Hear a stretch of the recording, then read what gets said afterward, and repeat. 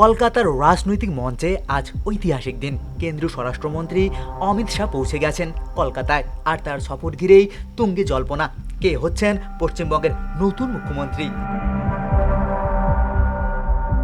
শুক্রবার সকাল 11টার কিছু পরে শাহের বিমান নামে কলকাতা বিমানবন্দরে। সেখান থেকে তিনি যান নিউ টাউনের একটি বিলাসবহুল হোটেলে।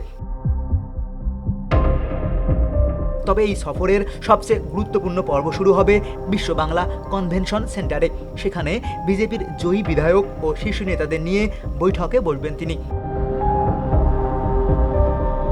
দলের অন্দরমহলের খবর, এই বৈঠকেই চূড়ান্ত হবে বিজেপির পরিষদীয় দলনেতার নাম, আর সেই নেতাই হবেন রাজ্যের পরবর্তী মুখ্যমন্ত্রী। বিজেপির কেন্দ্রীয় নেতৃত্ব পরিষদীয় দলনেতা নির্বাচনের দায়িত্ব দিয়েছে স্বয়ং অমিত শাহকে। তার সঙ্গে রয়েছেন উড়িষ্যার মুখ্যমন্ত্রী মোহন চরণ মাঝি। সূত্র বলছে, শুক্রবার সন্ধ্যাতেই নতুন মুখ্যমন্ত্রীকে সামনে এনে রাজভবনে সরকার গঠনের দাবি জানাবে বিজেপি। আর শনিবার ব্রিগেড প্যারেড গ্রাউন্ডে হতে পারে বহুল আলোচিত শপথ অনুষ্ঠান।